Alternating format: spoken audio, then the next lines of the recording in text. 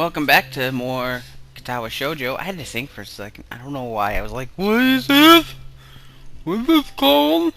Um, so, last time we went through all of Act 1 with Rin, because at the very end was when her actual new dialogue popped up, which was, oh, wasn't that surprising. But hey, Act 2, 3, and 4 we shouldn't have to skip ever, so. Yeah. It's already 8:30, but this morning's class has not yet begun. We were supposed to have physics, but the teacher is nowhere to be seen.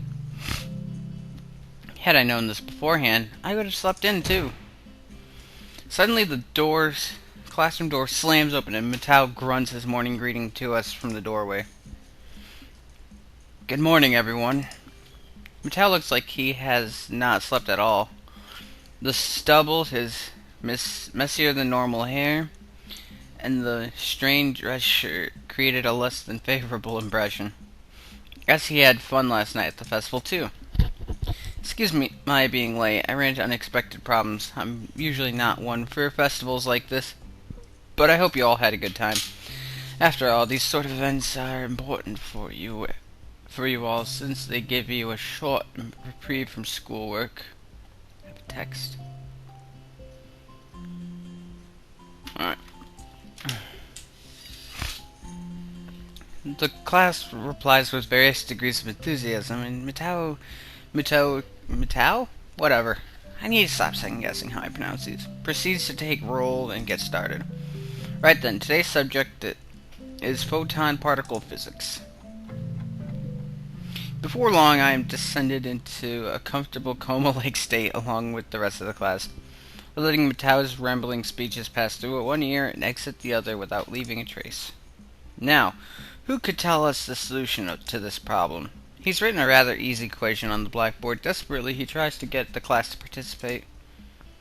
Nobody? Come on, guys. Nakai, how about you? Unfairly singled out and cornered, I give him an answer. It causes his shaggy features to twist it into a genuine smile. Genuine? No, yeah, genuine smile. I don't know why genuine. Whatever. That would scare little children senseless. Precisely. Good work, Nakai. I'm both disturbed and honored by the fact that he can remember my name only 1 week after I transferred here. From what I've seen, Matao has serious trouble remembering the names of anybody else in the class, and most of them have been here since the first year. The room settles into a dreary mood. Students and teacher alike trying to get back on track after the festival. I figure last week must have been frantic for everyone. Not a minute too soon, the lunch bell rings. Make way, important business! I turn my head just in time to see other people scattered out of the way as someone charges from the far end of the corridor towards the stairwell. It's too late to realize that I'm standing in the middle of the corridor, directly in the way of the oncoming human projectile. I try to skip back towards the doorway. Unfortunately, the person running towards me dodges in the same way. In the following fraction of a second, several things come to mind in sequence, yet almost simultaneously. First, I recognize that the girl who is on a collision course with me is Emmy. Second, I realize that it feels somehow very natural to be tackled by Emmy once again. I could feel almost comfortable if not for the reflexive panic and terror. Third, Emmy seems to be carrying a foot-tall stack of papers while running in the hallway. She crashes into me, but at least the impact was a grazing one on my arm this time. Owie! Why does this always happen to me? Gee, I wonder, could it possibly have anything to do with you running through the corridor like you were on fire? She whimpers regretfully, looking like a hurt puppy. The sight makes me regret my snappish comment that very instant it emerges from my lips. But I was in a hurry. I can tell. Sorry. Don't worry about it. Emmy wails weakly one last time and rubs her forehead as if to expect the ache, while her gaze sweeps over the hallway. As she notices her neat stack of papers spread all over the floor in one big mess, she lets out a horrified yelp. Ah, the printouts! Oh no, oh no! What am I going to do? The teacher will give me hell if they get dirty. They're probably fine. Let's gather them back up. It won't be a problem. We quickly round up the papers, and Emmy tries to sort the scattered pile in her hands back into the orderly stack it was. Where are you going? Nowhere in particular, I guess. Didn't want to be left alone with Matao in the classroom. I think he has a hangover. Have you eaten lunch? Not yet, but I'm not feeling very hungry anyway. She looks at me incredulously, as if doubting my sanity for letting such a thing out of my mouth. You should go to the roof. I promised Rin I would eat lunch with her. I bet she'd like company. Uh-oh, my lunches with Rin have been remarkably unsuccessful. I know where the conversation is going, and it's hard not to get drawn along, so I have little choice but to play ball. Okay, I'll go pick up some bread or something first. Emmy smiles brightly before I say anything further.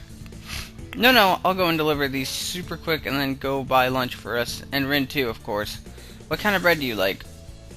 It's fine, you really don't need to. Don't worry, it's alright. Consider it an apology. I'll be back before you know it. That's what I'm worried about. Don't get into another accident. Amy starts walking down the hallway, but since she's still talking to me, she isn't watching where she's going. I won't. Famous last words. She's already jogging down the stairs as she shouts that not-so-reassuring promise back to me. Sighing quietly, I start plodding along in her wake, but instead of taking the stairs down, I climb upwards. The stairwell up to the roof is just as creepy as it was before. The door squeaks weakly in protest as I push it open. Rin is there too, like Emmy said, lying on her back at the other end of the pebble-covered rooftop for some reason. Predicting something unnecessarily strange again, I walk to her as slowly as possible. Hello! She sounds very drowsy as she says, dude, she looks really skinny without the arms at the side. Oh. Very drowsy as she says that, stretching the end of the word with a slurred voice. Despite that, her eyes are wide open.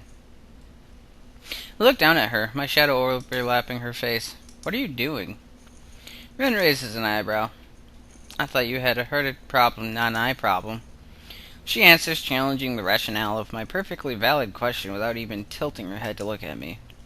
Rin's smart-ass comments are infuriating.